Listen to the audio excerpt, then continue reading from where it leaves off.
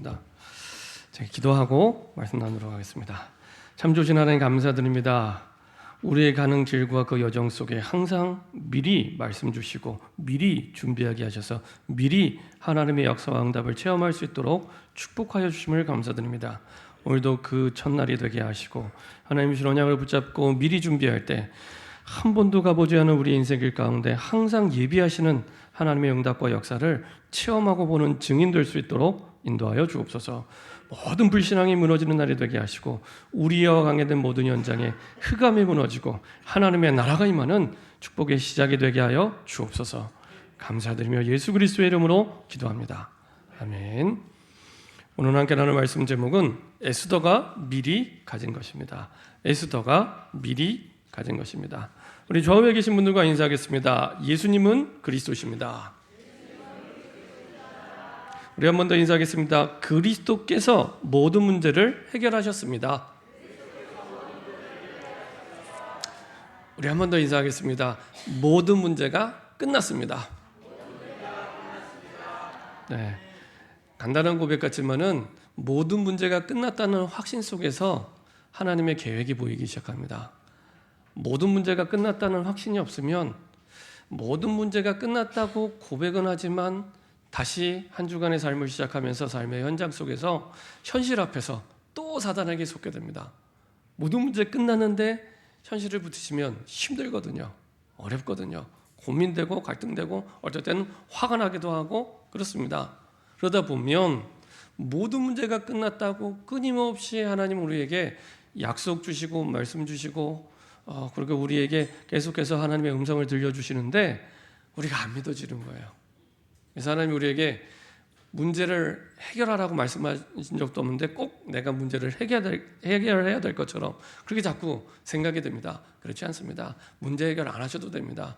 있는 그대로 하나님 앞으로 오시면 됩니다. 그러면 그 문제는 누가 해결하냐? 우리 인생의 주인 되신 하나님이 해결하십니다. 하나님의 자녀이기 때문에 한 번도 우리 보고 네 문제니까 네가 해결해 라고 말씀하신 적이 없습니다. 말씀하셨으면 우리는 또 내가 해결하려고 뭔가 애를 쓰고 해야 되는데 그렇게 안 하셔도 됩니다. 갖고 오기만 하면 인생의 주인 되신 하나님께 맡기기만 하면 됩니다. 그러면 해결은 하나님이 하십니다. 제가 학교 다닐 때 그 주변에 공부 잘하는 친구들이 여러 명 있었습니다. 저는 이렇게 잘 못했는데요. 제 주변의 친구들은 잘했던 것 같아요. 그래서 뭐 이렇게 반에서 1등하는 친구들도 있고 전교 1등하는 친구들도 있고 그 친구들 이렇게 옆에서 이렇게 지켜보면 몇 가지 특징이 있습니다. 이 친구들의 특징이 있습니다. 어떤 특징이냐면 일단 성실해요. 저처럼 시험 기간이 됐다고 갑자기 많이 공부하지 않습니다. 변함이 없습니다. 이렇게 그 학기 중에나 시험 기간이나 변함이 없어요. 성실해요. 그래서 그냥 성실한 게 아니라 성실한 삶의 시스템이 돼 있어요.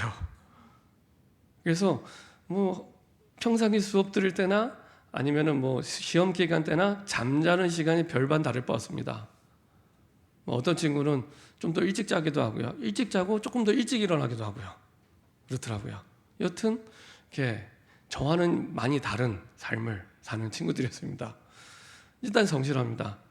그리고 이 친구들이 공부하는 데 보니까 항상 미리 예습을 해요. 예습을 해갖고 와요. 그래서 똑같이 교실에 앉아서 이렇게 딱 수업을 듣고 있는데 이해하는 게 달라요. 예습을 했거든요. 똑같이 선생님이 말씀을 해도 그 말씀에 대한 이해도가 다릅니다. 그리고 나니까 수업 끝나고 나서도 복습이 쉬워져요. 그래서 복습을 하는데도 중요한 것과 안 중요한 게 구분이 됩니다. 중요한 것과 안 중요한 게 구분이 되니까 중요한 것만 중요한 것 중심으로 쭉 복습을 하죠. 그래서 이렇게 공부가 잘 안 되는 친구들 보면은 중요한 것과 안 중요한 걸 구분을 못 해요. 한꺼번에 하다 보니까 훨씬 더 어려워요. 어렵고 힘들고 복잡하고 점수 안 나오고 이렇게 됩니다. 그러니까 고난의 연속이죠. 고난의 연속입니다. 근데 공부 잘하는 친구들은 미리 준비하고 그리고 즐겁게 공부하고 그리고 나중에 점수도 잘 나오고 다르더라고요. 근데 이게 영적인 원리와 똑같습니다. 하나님이 주의 첫날 예배를 드리게 하시는 이유가 있습니다. 평생 한 번도 가보지 못한 인생길을 매일 평생 가야 됩니다. 그러한 광야 같은 인생을 살아갈 때 우리를 사랑하시는 하나님께서 미리 항상 준비하게 하십니다. 미리. 나중에 문제 다 겪고 어려움 다 겪고 고난 다 겪어보고 해결하는 게 아니라 오기 전에 미리 주십니다. 어떻게 주시냐? 말씀으로 주십니다. 미리 말씀을 주셔서 내가 처한 상황과 내가 부딪히게 될 그 현실을 준비하도록 하나님이 미리 말씀 주십니다. 그리고요, 그 말씀대로 문제를 만났을 때 문제를 바라보는 게 아니라 문제에 감추어진 하나님의 숨은 계획을 깨닫게 됩니다. 우리가 선물 받을 때 포장지가 마음에 안 든다고 선물을 걷어차지 않잖아요. 그렇죠? 선물 안에 보석이 들어있는데 포장지가 마음에 안 들어 하고 갖다 버리지 않습니다. 중요한 건 내용물이지 포장지가 아닙니다.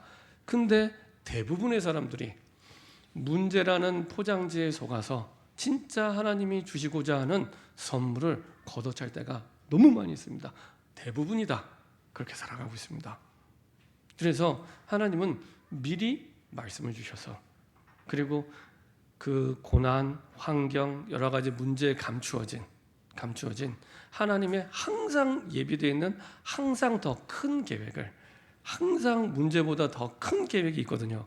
항상 더 큰 계획을 붙잡고 승리하도록 하나님이 인도해 주십니다. 그래서 미리 갖게 하십니다. 그리고 정말로 하나님이 주신 말씀이 맞고 하나님이 주신 절대 계획이 맞다면 그때부터 문제와 상관없이 누리기 시작합니다. 누림이란 단어를 영어에 찾아보니까 enjoy 이렇게 되어 있더라고요. 즐기게 되어 있습니다. 예전 같으면 문제가 와서 누려야 되는데 누리는 게 아니라 이제는 즐기게 되어 있습니다. 하나님이 이번에는 어떤 하나님의 계획이 있을까? 분명히 매주마다 우리가 주일 예배 전에 고백한 대로 모든 문제가 이미 십자가에서 완전히 영원히 단번에 끝났는데, 그렇죠? 끝. 저는 이 끝났다는 한 글자가 얼마나 은혜가 되는지 모릅니다. 문제 만날 때마다 항상 은혜가 됩니다. 끝났는데 그러면 하나님이 이걸 허락하신 이유가 뭘까? 환경이 뭘까? 궁금해지기 시작합니다. 그리고 질문하게 됩니다. 그러면요, 언제든지 변함없이 하나님의 숨은 계획을 깨닫게 하시고 응답을 누리게 하십니다. 그러면 하나님이 미리 정복하게 됩니다. 미리 정복하게 하시고 그리고 하나님의 능력을 따라, 내 힘이 아니라 하나님의 능력을 따라 말씀과 기도 속에서 정복하게 하시죠. 그리고 나와 상관없이 내 수준을 뛰어넘는 하나님의 멋진 인생 작품을 만들게 됩니다. 또요, 영원한 작품을 만들게 됩니다. 보통 우리가 주일날 그리고 평상시에 기도하면서 이렇게 기도 수첩을 적잖아요. 처음 2006년도에 이제 기도 수업이 처음 이제 시작이 될 때 그때 이제 유목사님 그런 말씀하시더라고요. 그 기도 수첩을 쓸 때 어떤 중심으로 쓰면 되냐? 내 자녀에게 가장 위대한 영적 유산을 남기는 중심으로 쓰면 된다. 그렇게 말씀하시더라고요. 내가 후대에게 남겨야 될 가장 소중한 자산, 가장 소중한 영적 유산, 이게 기도 수첩이 된다는 마음을 가지고 써라. 그때는 그런가 보다 이렇게 생각을 했는데요. 어느 날 제가 가르친 대학생 부모님이 소천하게 됐습니다. 이제 부모님이 소천하게 돼서 이 친구가 이제 직장을 다녔는데 이제 휴가를 받아서 부모님의 유품을 쭉 정리를 하게 됐습니다. 근데 부모님이 이제 교회 장로님이셨고 쭉 신앙생활을 해오셨던 분이죠. 정리하는데 기도 수첩이 이렇게 수북이 쌓여 있더래요. 그래서 어차피 시간이 여유가 있으니까 이제 그걸 이제 꺼내서 한 권 한 권 이렇게 쭉 읽었답니다. 읽는데 이제 많은 부분에 있어서 어떻게 우리 아버지가 하나님과 함께했는가, 하나님과 동행했는가 이걸 이제 확인할 수 있는 기회가 있는 겁니다. 사실은 이 친구가 이제 중학교 때부터 집을 떠나서 많이 생활을 했습니다. 중학교, 고등학교 다 이제 국제학교를 졸업했기 때문에 기숙사 생활을 했고 나중에 대학은 서울에 올라와서 대학을 다니다 보니 계속 집을 떠나서 생활을 한 겁니다. 그러니까 가끔 부모님 소식은 듣지만 어떻게 신앙생활 하는지는 잘 몰랐던 겁니다. 근데 아버지가 남긴 이렇게 기도 수첩들을 이렇게 쭉 보니까 주일 강단 말씀을 통해서 하나님이 아버지에게 이런 말씀을 주셨고 그 말씀 속에서 이렇게 기도 제목을 붙잡았고 이렇게 기도 제목을 붙잡았는데 이렇게 하나님이 기도의 응답을 주셨구나. 이게 쭉 확인이 되는 겁니다. 확인이 되고요. 그 자체가 중요한 하나님의 역사가 기록되어 있는 증인 문서가 되는 겁니다. 그걸 보면서요, 이 친구가 많이 은혜를 받은 거예요. 울다가 웃다가 또 은혜 받아서 또 기도하다가. 저 여러분들이 별거 아니지만 쭉 하나님이 주신 말씀을 기록하고 기도 제목을 정리하고 그리고 주신 응답을 확인하고 이런 부분들이요, 우리뿐만 아니라 우리 후대에게 가장 중요한 가장 위대한 영적 유산이 됩니다. 이렇게 하나님은 정확하게 하나님의 자녀에게도 응답 주시고 정확하게 역사하십니다. 특별히 우리가 계속 봐오는 그 성경 속의 인물들, 뭐 엘리사, 다니엘, 지난주 봤던 다니엘의 세 친구, 세 청년들, 그리고 오늘 보게 된 에스더, 다 마찬가지입니다. 한 사람도 쉬운 현장이 없습니다. 한 사람도 쉬운 현장이 없습니다. 그야말로 절망의 현장입니다. 노예로 끌려갔든지 포로로 끌려갔든지 전부 다 그런 현장입니다. 근데 그런 현장 속에서 하나님의 뜻을 붙잡았을 뿐인데, 하나님의 뜻만 붙잡았을 뿐인데 뭘 대단한 한 게 아닙니다. 하나님이 그 사람들에게 강한 군대를 보내거나 많은 돈을 주거나 그런 게 아닙니다. 하나님의 뜻을 붙잡았을 뿐인데 그 뜻 중심으로 모든 걸 변화시킵니다. 다니엘 1장 8절에 하나님의 뜻을 확정했을 뿐인데 1장 9절에 하나님이 환관장에게 은혜와 긍휼을 얻게 하시니라. 환관장이 다니엘과 세 친구에게 은혜와 긍휼을 얻게 할 이유가 없습니다.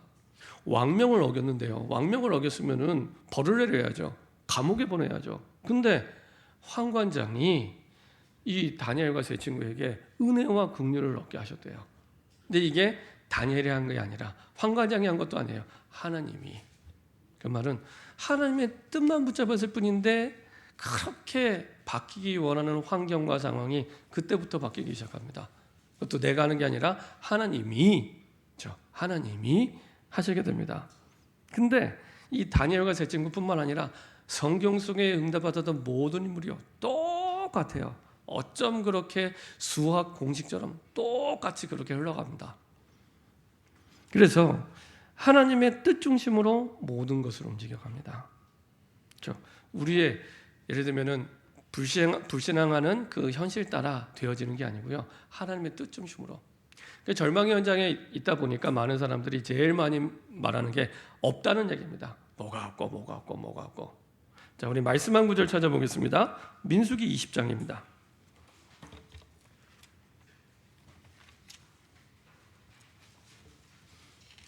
민수기 20장. 이스라엘 백성들이 이제 출애굽 이후에 40년의 세월이 흘러서 이제 가나안 땅에 들어가기 직전입니다. 그때 물이 없는 상황이 벌어진 겁니다. 물이 없는 상황이 벌어졌을 때 이스라엘 백성의 이제 말과 행동입니다. 3절부터 5절까지입니다. 민수기 20장 3절부터 5절까지의 말씀입니다. 물이 없을 때입니다. 같이 한 목소리 합독하겠습니다.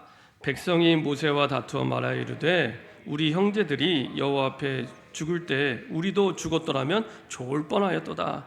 너희가 어찌하여 여호와의 회중을 이 광야로 인도하여 우리와 우리 짐승이 다 여기서 죽게 하느냐? 너희가 어찌하여 우리를 애굽에서 나오게 하여 이 나쁜 곳으로 인도하였느냐? 이곳에는 파종할 것이 없고 무화과도 없고 포도도 없고 석류도 없고 마실 물도 없도다. 그렇죠? 이스라엘 백성들이 이제 광야길을 시작하는 시간표면 조금 이해를 하겠는데 이제 40년 동안 하나님께 훈련을 받고 그리고 가나안 땅에 들어가기 직전 상황입니다. 그때 이제 물이 없었던 거예요. 현실적으로 문제가 닥친 거죠. 광야에서 물이 없으면 죽어야 되거든요. 절망의 상황입니다. 그때 이스라엘 백성들의 고백입니다. 회중이 물이 없으므로 모세와 다투어 말해요. 이제 싸우기 시작합니다.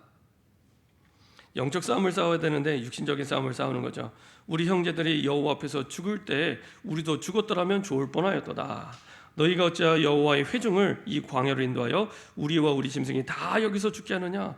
말은 참 그냥 백성이 아니라 또 여호와의 회중이라고 얘기합니다. 말은 너희가 어찌하여 우리를 애굽에서 나오게 하여 이 나쁜 곳으로 인도하였느냐? 왜 나쁜 곳이냐? 없거든요. 이곳에는 파종할 곳이 없고 무화과도 없고 포도도 없고 석류도 없고 마실 물도 없고 없어요. 다 없어요. 이거 갖다가 쭉 얘기를 합니다. 참 보면서요, 참 안타깝다. 40년 동안이나 하나님이 이 불신앙을 무너뜨리기 위해서 훈련시키셨는데 어떻게 훈련시켰냐? 하나님 만나와 메추라기로 여러 가지 구름 기둥 불 기둥으로 훈련시켜 주셨잖아요. 만나가 하늘 위에서 떨어지잖아요. 딱 하루치만.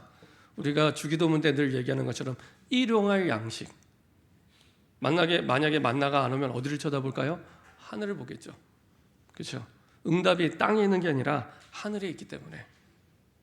그렇게 40년 동안은 하늘 바라보는 훈련을 시켰는데 40년 동안을 구름 기둥 불 기둥이라는 전에도 보지 못했고 앞으로도 못 볼 그런 걸 봤는데도 없는 그 현실 속에서 또 이렇게 불신앙을 하게 됩니다. 이것도 없고 저것도 없고 이것도 없고. 근데 현실적으로 너무 맞는 말이에요. 없잖아요. 없는데 있다고 하면 거짓말이죠. 없는 게 맞습니다.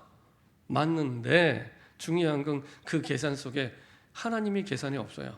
말은 여호와의 회중이라고 얘기하면서 하나님의 전능하심을 하나도 믿지 않는 그런 불신앙 속에서 계속 얘기하게 됩니다.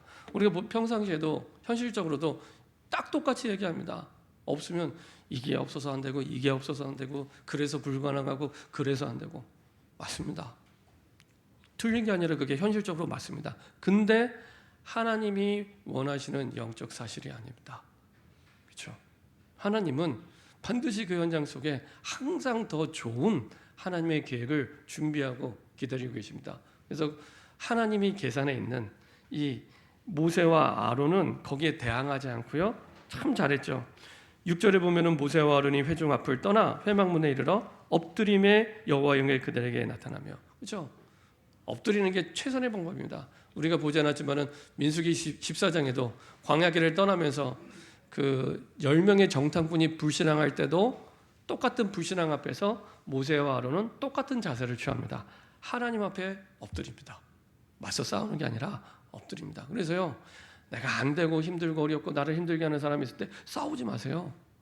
그게 답이면 싸워야 됩니다. 답이면 싸워야 됩니다. 성경이 말씀하는 답이면 좀 싸워야 됩니다. 근데 성경은 그게 답이라고 말씀하지 않습니다. 엎드리면 됩니다. 그때부터 하나님의 음성이 들리기 시작합니다. 하나님의 음성을 잘 들을 수 있는 기회가 됩니다. 내가 아무 문제 없을 때보다 진짜 문제를 만났을 때 하나님의 음성을 진짜 들을 수 있는 중요한 기회가 됩니다. 그래서 절망의 현장 속에서 다시 하나님의 음성을 듣고 뜻을 붙잡고 승리할 수 있도록 하나님이 인도하시죠. 지난주에 봤던 다니엘의 세 친구도 마찬가지였습니다. 다니엘 3장 1절부터 23절에 보니까요, 드디어 사건이 터지게 됩니다. 금 신상 앞에 절하라는, 느부갓네살 왕이 만든 느보 신상 앞에서 절하라는 그런 상황 속에 절하지 않으면 누구든지 풀무불 앞에 죽게 됐습니다. 근데 이게 끝이 아니라 세계복음화의 과정이구나, 결과를 하는 사람들이었습니다. 미리 언약을 갖고 있으니까요. 미리 하나님의 계획을 알고 있었기 때문에.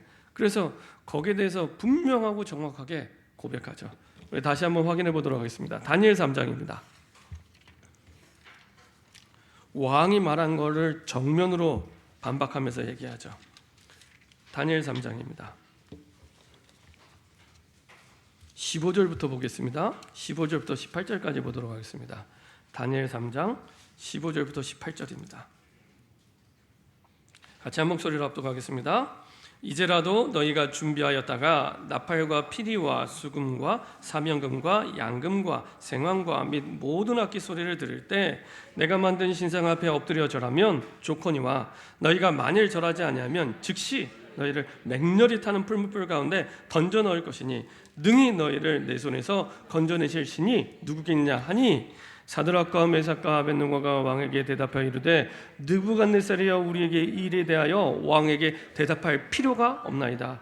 왕이여 우리가 섬기는 하나님이 계시다면 우리를 맹렬히 타는 풀무불 가운데서 능히 건져내시겠고 왕의 손에서도 건져내시리이다.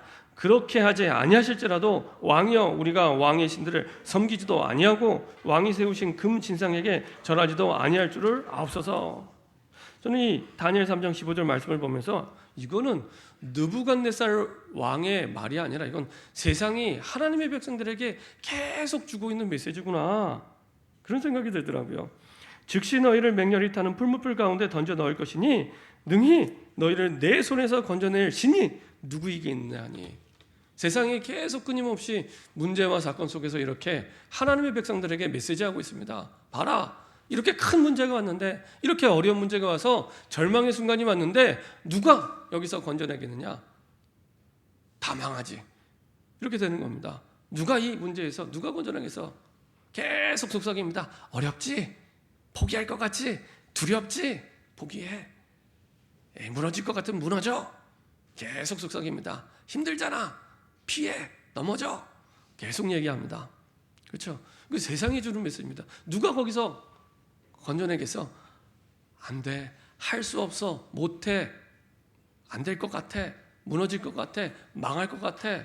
봐. 없잖아. 없어서 못하잖아. 이게 너무 맞거든요. 논리적으로, 합리적으로, 객관적으로. 학교에서도 그렇게 배웠고요. 계속. 그렇죠? 세상이 주는 메시지입니다. 아무도 이 어려움에서 빠져날 길이 없어. 세상은 끊임없이 그렇게 얘기합니다. 그때에 미리 어장을 가진 다니엘의 세 친구는요, 반대로 얘기합니다. 완전히 왕의 말 반대로. 이 고백을 들으면요, 이 사람들이 포로로 잡혀온 사람들이 맞아? 싶을 만큼. 같은 나라 백성도 이렇게 말하면 풀무불에 죽을 텐데 포로로 잡혀온 사람이 왕 앞에 당당하게 얘기합니다. 사드락과 메삭과 아벤노고가 왕에게 대답하여 이르되 느부갓네살이여, 우리가 이 일에 대하여 왕에게 대답할 필요가 없나이다. 그 당시에 왕정 시대잖아요. 신적인 존재입니다. 느부갓네살 왕은 거의 신과 같은 존재, 왕명이 완전히 신적 존재의 명령인데 그런 왕 앞에 대답할 필요가 없다고. 왕이여, 우리가 섬기는 하나님이 계시다면 우리를 맹렬히 타는 풀무불이 뜨겁다는 거 알고 있습니다. 맹렬히 타는 풀무불 가운데서 능히 건져내시겠고 왕의 손에서도 건져내시다. 왕이 말한 거랑 완전히 반대로 얘기합니다.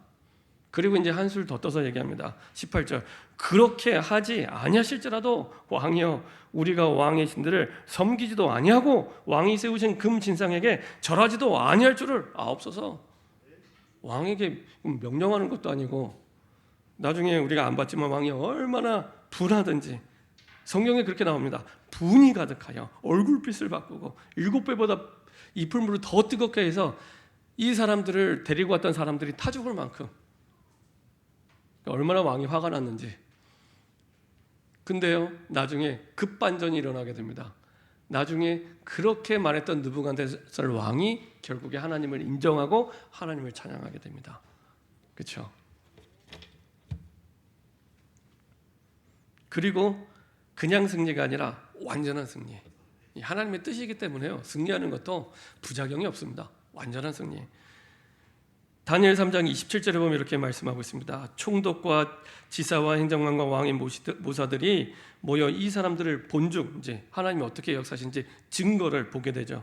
불이 능히 그들의 몸을 해하지 못하였고 머리털도 끓이지 아니하였고, 머리털 아시죠? 이렇게 불을 끄스리면은 조금만 닿아도 팍팍 닿을 텐데 머리카락이 전혀 끄스리지 아니하였고 겉옷빛도 변하지 아니하였고 불탄 냄새도 없어서라. 불탄 냄새도 없대요. 완전하게 하나님이요, 딱 역사하시고 인도하십니다. 그리고 28절, 더 중요한 건 그렇게 죽이려고 했던 느부갓네살이, 핍박했던 느부갓네살이 완전히 하나님을 찬양하게 됩니다. 느부갓네살이 말하되 사드락과 메삭과 아벤노고의 하나님을 찬송할지로다. 그가 그의 천사를 보내사 자기를 의뢰하고 그들의 몸을 바쳐 왕의 명령을 거역하고 그 하나님밖에는 다른 신을 섬기지 아니하며 그에게 절하지 아니한 종들을 구원하셨도다. 아니, 이 사람이 아까 그 사람들을 풀무불에 집어넣으려고 했던 그 왕이 의심스러울 만큼 확실하게 바꾸게 됩니다. 내가 하나님의 뜻을 붙잡고 응답을 받으면 내 주변에 나를 힘들게 하는 그 핍박자가 이렇게 변하게 됩니다.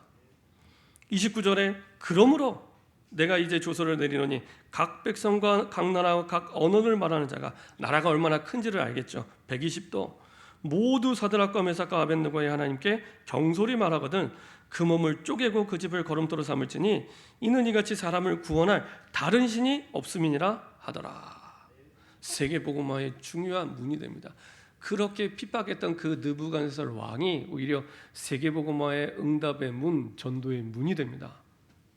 그렇죠? 완전한 승리, 세계복음화를 위한 완전한 승리를 주십니다. 내게 지금 와 있는 어려움과 문제 속에 하나님의 뜻을 붙잡기만 하면 하나님께서는요, 그냥 내가 살아가는 정도가 아니라 나와 관계된 모든 현장의 흑암이 무너지고, 그리고 하나님의 나라가 임하고 그 사람들을 살리고, 그리고 세계복음화를 향한 전도의 문이 됩니다. 세계복음화. 코로나의 문제가 왔는데 내가 코로나의 문제 속에서 진짜 하나님의 계획을 붙잡으면, 코로나는 내 개인의 문제가 아니라 국가적인 문제예요. 세계적인 문제잖아요. 국가와 세계 앞에 답을 주는 증인으로 서게 됩니다. 그렇죠? 이렇게 어마어마한 복음 속에 하나님은 우리를 불러주셨습니다. 오늘 에스더도 마찬가지입니다. 내가 왜 지금 여기 있는지 그 이유를 분명히 알고 있었습니다. 그렇죠? 내가 왜 지금 여기 있는지. 나는 하나님의 백성이고 내 인생 모든 문제 끝났는데 왜 내가 이런 어려움과 이런 상황 속에 처해 있는지, 거기에 대해서 하나님이 주신 뜻을 붙잡을 때까지 끊임없이 질문하셔야 됩니다. 피하는 게 아니라, 불신앙하는 게 아니라 내가 왜 지금 여기 있습니까? 항상 기억하고요. 사실은 이 에스더가 포로로 잡혀게 됩니다. 이때 당시의 상황을 얘기하면, 이제 지난주에 봤던 다니엘과 세 친구의 시대가 지나서 이제 70년 만에 포로 기한이 됐습니다. 하지만 여전히 이 바벨론 국가에 남아있는 사람들이 있었습니다. 남아있는 사람들. 그 가운데 바벨론의 이제 대제국이 무너지게 되고요. 바사국이 들어가게 됩니다. 바사국. 바사국의 왕이 오늘 이제 에스더를 왕비로 삼았던 아하수에로 왕입니다. 그래서 바사국 왕 아하수에로 왕이 이제 127도를 다스리는, 그러니까 바빌론을 무너뜨릴 정도니까 다시 거대한 왕국을 이제 만들었던 거죠. 거기에 이제 포로로 아직까지 잡혀 있는 상황이었습니다. 아하수에로 왕의 뜻이 뭐냐? 위대한 자. 그렇죠? 그만큼 그 당시에 사람들이 이 왕을 볼 때 어떻게 생각하라고 했던지 알겠죠? 정말로 거대한 왕국의 왕 가운데 여전히 포로로 잡혀 있는 상황이었습니다. 그래서 그 가운데 이스라엘 사람이 살아가고 있는데 또 이스라엘이 멸망 위기를 당하게 된 겁니다. 하만의 계략으로 말미암아 이제 다시 이제 그 우상 앞에 절하지 않으면 또 다시 잡혀가게 되는 이런 상황이 이제 오게 된 겁니다. 이 가운데 하나님은 이제 에스더를 왕으로 보내시죠. 그러니까 우연히 포로로 남아 있다가 어쩌다가 왕후가 된 게 아니고요. 하나님의 계획 따라 하나님은 에스더를 왕으로 미리 보내신 거죠. 미리 그 사건이 터지기 전에 미리 왕으로 보내신 겁니다. 꼭 뭐와 같냐면 요셉이 사실은 현실적으로는 형들이 팔았지만 사실 그거는 사람들의 생각이고 하나님의 계획은 따로 있었습니다. 이스라엘 백성들이 전도와 선교와 세계복음화라고 불러나는데 그걸 안 하고 있으니 포로로 끌려가서라도 애굽을 살리도록 사실은 노예로 가게 하신 거죠. 하나님이 노예로 가게 하신 겁니다. 그래서 노예로 끌려간 요셉에게 보디발의 집에 있을 때나 감옥에 있을 때 다른 응답은 다 주세요. 심지어는 불신자 보디발의 밭에까지 응답을 주시는데 노예 상황을 벗어나지는 않습니다. 요셉의 입장에서는 그게 가장 갈급한 상황인데 하나님이 보내신 뜻이 있고 계획이 있기 때문에. 그리고 결국에 창세기 45장에 보면은 5절, 6절, 7절에 형들 앞에서 고백하게 됩니다. 형들이 두려워하니까, 총리가 된 요셉 앞에 이제는 벌을 받을까 두려워하니까 그때 이제 얘기합니다. 요셉이 두려워하지 마소서, 놀라지 마소서.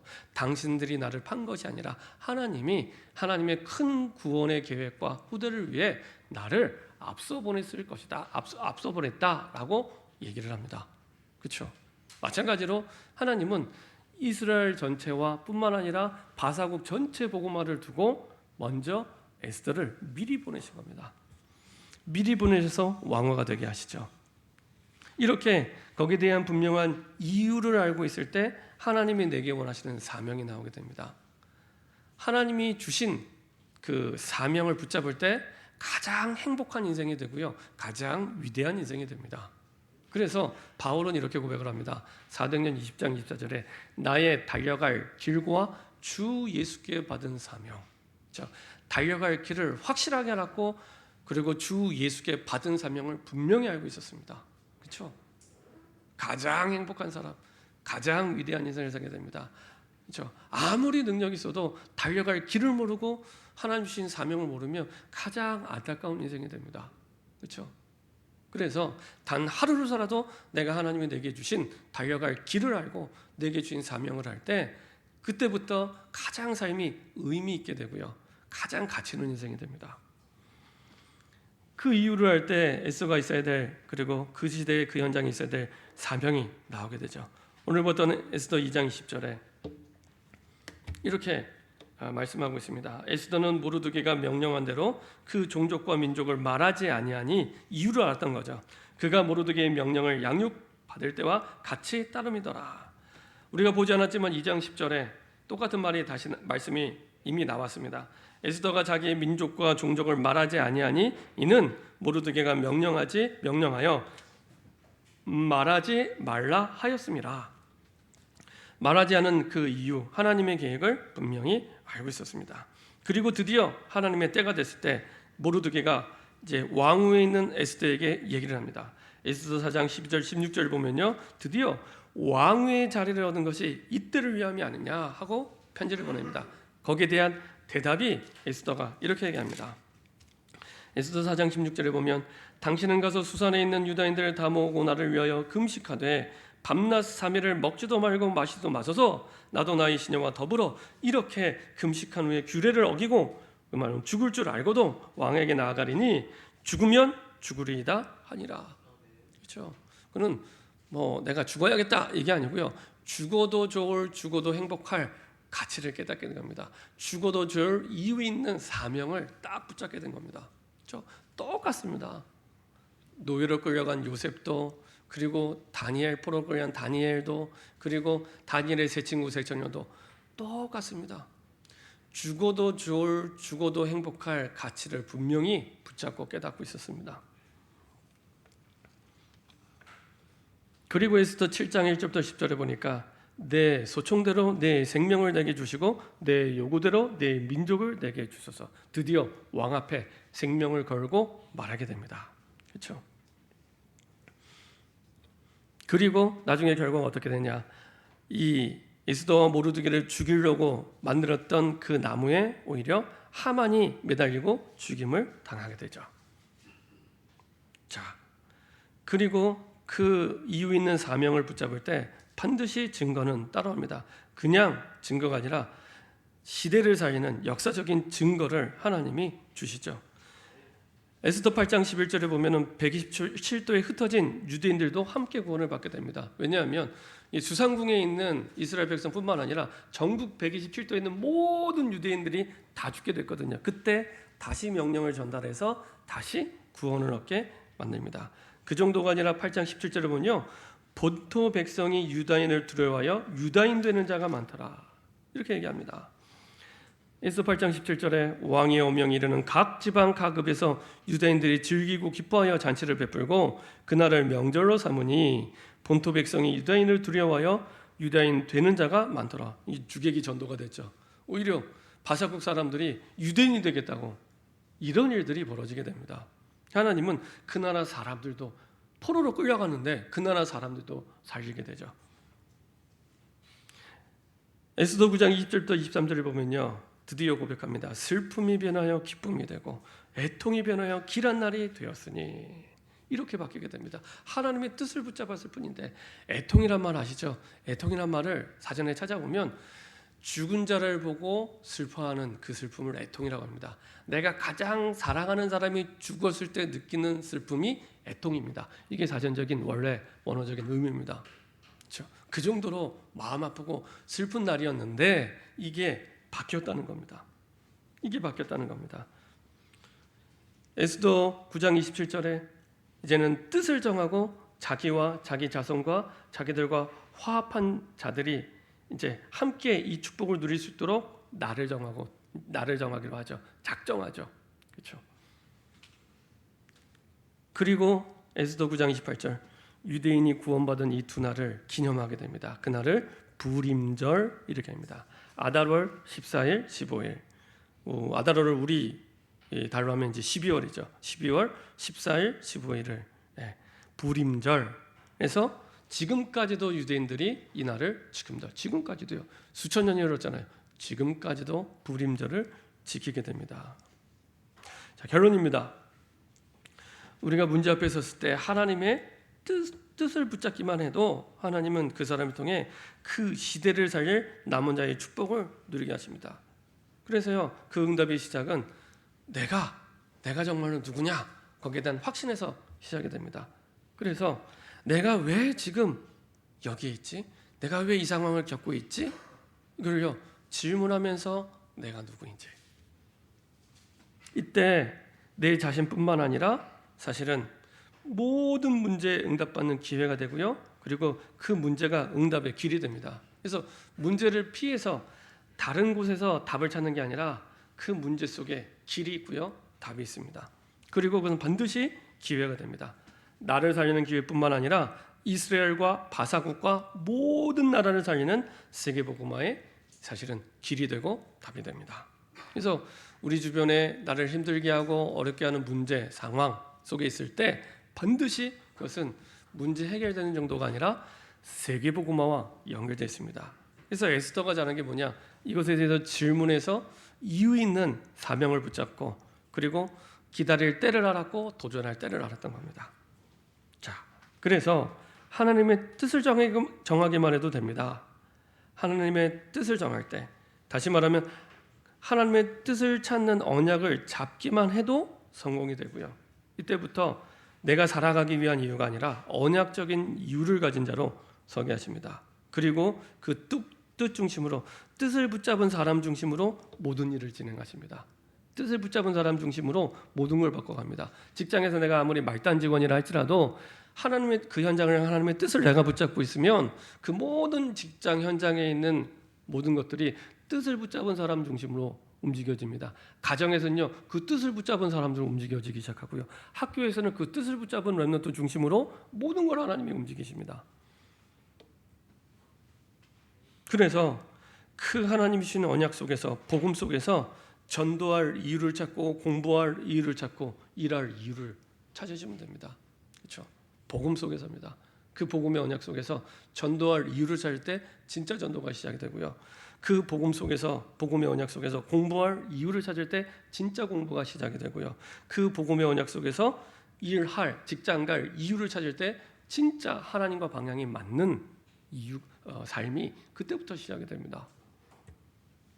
그리고 거기에 맞는 영적인 힘을 누리게 됩니다. 이미 처음 예수님을 영접할 때 하나님은 하나님의 자녀의 신분과 은혜를 처음부터 주셨습니다. 그래서요, 이것을 내가 조금만 기도하면서 누리면 됩니다. 그래서 이렇게 기도문을 한번 만들어 보시는 것도 좋습니다. 예를 들면, 하나님, 지금 성령의 내주 인도 역사 속에 오늘도 내 모든 발걸음을 인도하여 주시고, 오늘도 앞서 하늘 군대를 파송하사 흑암을 결박시켜 주시고 하나님의 나라가 임하게 하시며 하늘 배경을 누리게 하시고, 오늘도 모든 발걸음이 세계복음화의 응답을 이루는 발걸음이 되게 하여 주옵소서. 여기는 7가지 축복이 다 들어가 있습니다. 그래서 내가 늘 누릴 수 있도록, 꼭 다윗의 물맷돌처럼 언제든지 골리앗 같은 문제를 만났을 때 던질 수 있는 기도문으로, 그리고 딱 언약을 붙잡으시면 됩니다. 그때 하나님은 반드시 증거 주십니다. 그리고 증인으로 세우시고, 증인 정도가 아니라 우리 후대를 위한 영원한 기념이 되게 하십니다. 불임절처럼 영원한 기념이 되게 하십니다. 그래서 내가 응답을 받으면 나 혼자 사는 게 아닙니다. 반드시 우리 후대가 다 보고 있습니다. 아, 문제를 만났을 때, 절망의 순간일 때 저렇게 응답을 받으면 되는구나 보고 그 길을 따라가게 됩니다. 이렇게 응답받는 저와 여러분 되기를 소원합니다. 기도하겠습니다. 하나님 감사드립니다.